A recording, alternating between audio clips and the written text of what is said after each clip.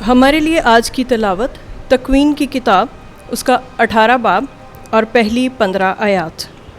پھر خداوند ممرے کے بلوتوں میں اس پر ظاہر ہوا، اور جب وہ دن کی گرمی کے وقت اپنے خیمہ کے دروازے پر بیٹھا تھا اور اس نے اپنی آنکھیں اٹھائیں تو اسے 3 مرد اپنے سامنے کھڑے نظر آئے۔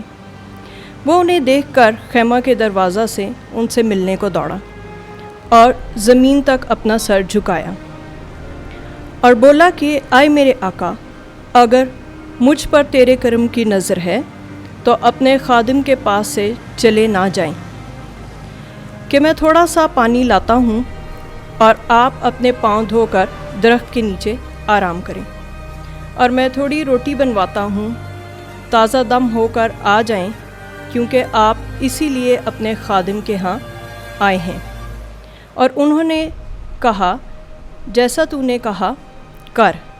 اور ابراہیم جلدی سے خیمہ میں سارہ کے پاس گیا اور کہا کہ جلدی سے 3 سیاہ آٹا لے اور گوندھ کے پھلکے پکا۔ اور وہ آپ گلے کی طرف دوڑا اور ایک موٹا تازہ بچڑا لا کر ایک نوکر کو دیا، جس نے اسے جلد پکایا۔ تب اس نے دہی اور دودھ اور اس بچڑے کو جو اس نے پکوایا تھا لے کر ان کے سامنے رکھا، اور آپ ان کے پاس درخت کے نیچے کھڑا رہا۔ اور جب وہ کھا چکے تب انہوں نے اسے کہا، تیری بیوی سارہ کہاں ہے؟ وہ بولا، وہ خیمہ میں ہے۔ اس نے اسے کہا کہ اگلے سال میں اس وقت میں تیرے پاس پھر آؤں گا، اور تیری بیوی سارہ سے بیٹا ہوگا۔ اور سارہ خیمہ کے دروازہ کے پاس اس کے پیچھے بیٹھی سن رہی تھی تو وہ ہنسی۔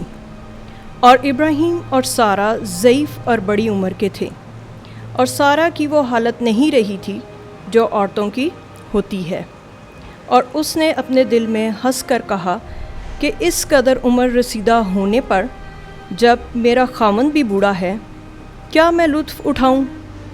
اور خداوند نے ابراہیم سے کہا کہ سارہ کیوں ہنس کر بولی کہ کیا مجھ جیسی بڑھیا کے واقعی بیٹا ہوگا؟ کیا خداوند کے نزدیک کوئی بات مشکل ہے؟ اگلے سال میں اس موسم میں تیرے پاس پھر آؤں گا اور سارہ سے بیٹا ہوگا۔ تب سارہ نے انکار کر کے کہا کہ میں نہیں ہنسی، کیونکہ وہ ڈری۔ تو اس نے کہا، نہیں بلکہ تو ہنسی۔ پاک کلام کا پڑھا اور سنا جانا ہم سب کے لیے باعث برکت ہو۔ خداوند کا شکر ہو۔